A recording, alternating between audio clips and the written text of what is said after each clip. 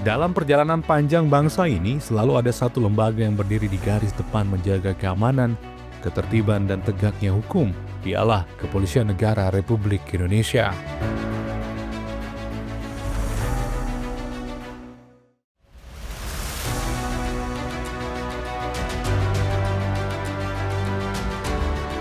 Sejak awal lembaga kepolisian di Indonesia tidak bisa dilepaskan dari masa kolonial. Pada era Hindia Belanda, keberadaan polisi bersifat represif dan hanya melayani kepentingan penjajah.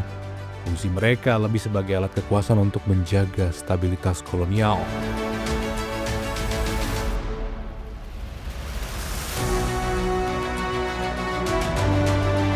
Saat Jepang menduduki Indonesia tahun 1942, struktur kepolisian berubah. Nama-nama seperti Kei Satsutai muncul, tapi orientasinya tetap sebagai alat penjaga kekuasaan. Baru setelah proklamasi 17 Agustus 1945, semangat pembentukan aparat negara merdeka lahir. Tanggal 19 Agustus 1945, Menteri Dalam Negeri membentuk Jawatan Kepolisian Negara. Dan pada 1 Juli 1946, secara resmi Kepolisian Negara lahir di bawah pimpinan Jenderal Raden Said Sukanto Cokro-Diatmodjo. Ia Kepala Kepolisian pertama Republik Indonesia.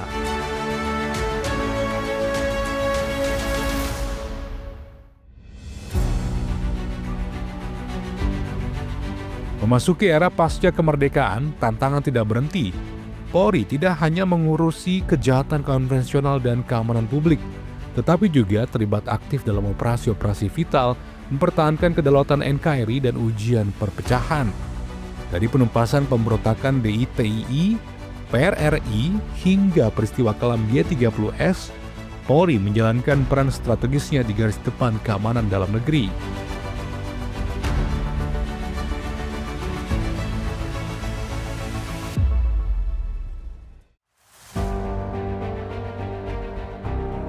Namun, perjalanan institusi ini mengalami liku tajam. Pada masa Orde Baru terjadi tumpang tindih fungsi dengan militer. Sejak bergabung ke dalam ABRI pada tahun 1961, posisi Polri menjadi semakin jauh dari fungsi sipilnya. Secara perlahan, independensi kepolisian tergerus dan watak militeristik sempat mewarnai Korps Bayangkara. Fokus pada pelayanan dan pengayoman masyarakat seakan terpinggirkan. Di masa itu, kritik tajam muncul dari masyarakat. Isu penegakan hukum yang tebang pilih, dugaan pelanggaran hak asasi manusia, dan tindakan represif terhadap suara-suara kritis menjadi sorotan. Kepercayaan publik terhadap institusi ini jatuh ke titik nadir. Puncaknya adalah krisis politik dan ekonomi yang memicu gelombang reformasi pada tahun 1998. Sebuah peristiwa yang menuntut perubahan total di segala lini, termasuk Polri.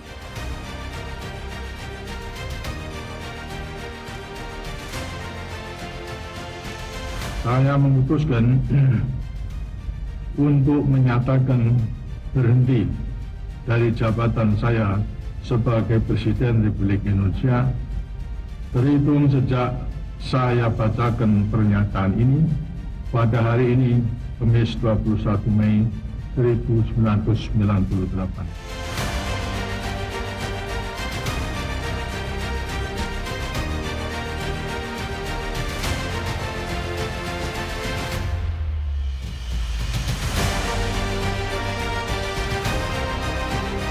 Fajar baru menyingsing di awal milenium. Tahun 2000 menjadi penanda sejarah yang fundamental. Di bawah kebijakan berani Presiden Abdurrahman Wahid, Polri resmi dipisahkan dari TNI.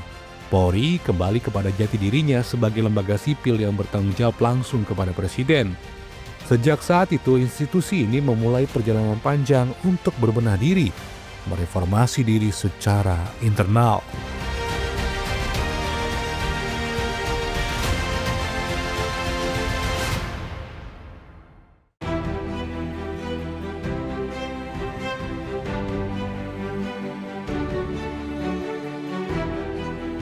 Reformasi Polri tidak hanya menyentuh struktur dan fungsi, tetapi juga menyasar nilai, budaya kerja, profesionalisme, dan orientasi pelayanan. Kehadiran Densus 88 Anti Teror Mabes Polri menjadi jawaban atas ancaman terorisme global. SPKT didirikan untuk mempermudah pelayanan publik. Modernisasi sistem teknologi informasi seperti Etley menjadi bentuk adaptasi terhadap tantangan zaman. Perjalanan panjang kepemimpinan dan transformasi ini telah berjalan secara berkesinambungan hingga kini, di mana Kepala Kepolisian Republik Indonesia saat ini merupakan Kapolri yang ke-25.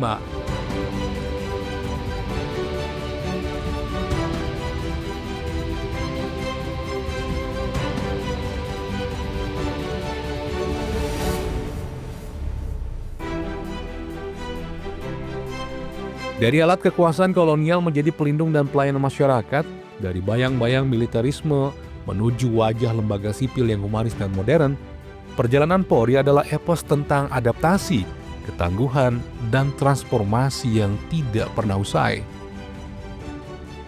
Kini, di tengah tantangan zaman yang semakin kompleks, Polri tegap berdiri dengan presisi, prediktif, responsibilitas, transparansi berkeadilan.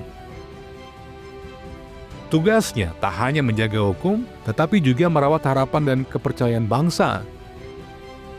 Hadir di setiap jengkal negeri, berada di antara barisan rakyat, hadir untuk melayani, mengayomi, dan membersamai masyarakat.